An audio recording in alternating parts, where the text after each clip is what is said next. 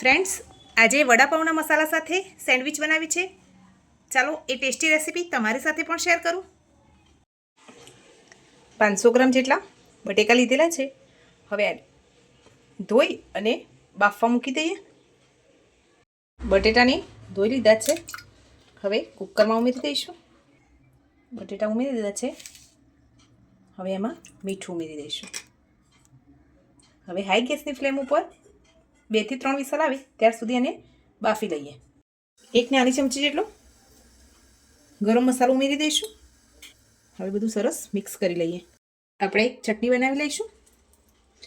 Green ચટણી બનાવવાની છે એટલે ધાણાને આપણે ડાળખા સાથે લઈશું.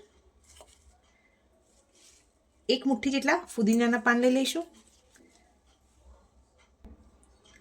2 તીખા લીલા મરચાં છે એ લીધેલા છે. 1 ઇંચ આદુનો ટુકડો લીધેલો છે, એના નાના ટુકડામાં કટ કરીને ઉમેરીશું.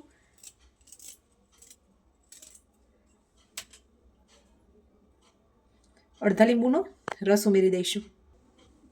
થોડુંક પાણી ઉમેરી અને એકદમ સ્મૂથ ચટણી બનાવીશું. સ્વાદ પ્રમાણે મીઠું ઉમેરી દઈશું. ચટણીને સર્વિંગ બાઉલમાં નીકાળી લઈએ. એક લાલ ડ્રાય ચટણી બનાવીશું આપણે. એની માટે મેં 10 થી 12 જેટલી સૂકા લસણની કળી લીધેલી છે. 1 નાની વાટકી જેટલું ટોપરાનું છીણ લીધેલું છે. લાલ મરચું પાવડર છે. સ્વાદ પ્રમાણે મીઠું ઉમેરી દઈશું. હવે આની એક દરદરી પેસ્ટ તૈયાર કરીશું. આ રીતની આપણે આ ચટણી તૈયાર કરવાની છે. બટેટા પણ આપણા ઠંડા થઈ ગયા છે. હવે એને હાથેથી જ મેશ કરી લઈશું. ગેસ ઉપર કઢાઈ રાખી દીધી છે, એમાં તેલ ઉમેરીશું. તેલ ગરમ થઈ જાય એટલે એમાં રાઈ ઉમેરી દઈશું.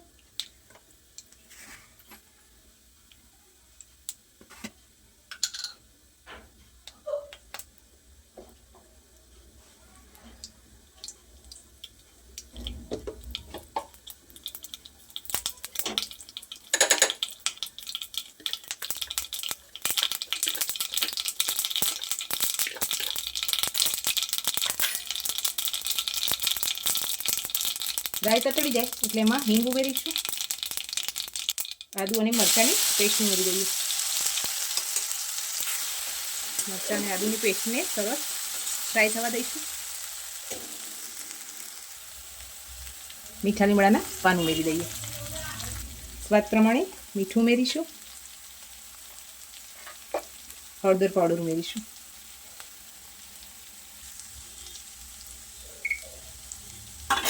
મસાલો સરસ ફ્રાય થઈ ગયો છે. હવે એમાં બટેટા ઉમેરી મિક્સ કરી લઈશું.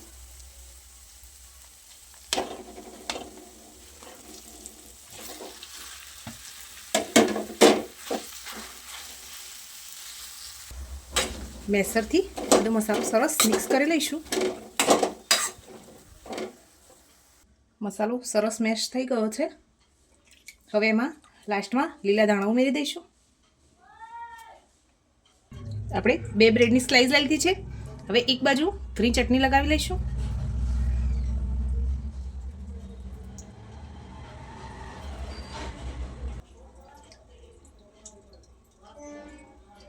એક બાજુ આપણે આ સૂકી લાલ જે ચટણી બનાવી છે એ લગાવી લઈશું.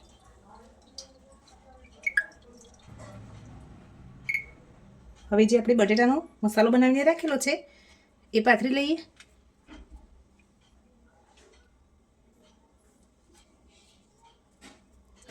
સરસ રીતે બધી જ બાજુ આવી જાય એ રીતે મસાલાને પાથરી લઈએ. હવે ગ્રીન ચટણીવાળી જે સ્લાઇસ છે એને આની ઉપર દબાવી લઈશું. ગેસ ઉપર નોનસ્ટિક પેન રાખી દીધું છે. હવે એની ઉપર બટર લગાવી દઈશું. તમે બ્રેડની સ્લાઇસ ઉપર પણ બટર લગાવી શકો છો.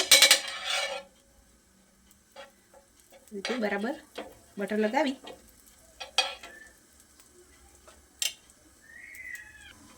તૈયાર કરીને રાખેલી બ્રેડની સ્લાઇસને ઉમેરી દઈશું. ઉપરથી પણ બટર લગાવી દઈશું. ઉપરથી આ રીતે કોઈ પણ ડીશ કે થાળી રાખી વજન રાખી લઈશું, જેથી આપણી બ્રેડ સરસ શેકાઈ જાય નીચેથી. ગેસની ફ્લેમને લો ટુ મીડિયમ રાખીશું. હવે આપણે એકવાર ચેક કરી લઈએ. એક બાજુ આપણી સરસ બ્રેડ શેકાઈ ગઈ છે. હવે થોડું બટર રાખી સાઈડ પલટી દઈશું. હવે સેમ પ્રોસેસ કરી આ બાજુથી પણ સરસ શેકી લઈએ. આપણી સેન્ડવિચ બની તૈયાર થઈ ગઈ છે. હવે એને સર્વિંગ પ્લેટમાં લઈ લઈએ. ફ્રેન્ડ્સ, આપણી વડાપાઉં સેન્ડવિચ બનીને તૈયાર છે. તમને આ રેસીપી કેવી લાગી કમેન્ટ કરવાનું ભૂલતા નહીં. લાઇક, શેર અને સબસ્ક્રાઈબ પણ કરી દેજો. Thank you.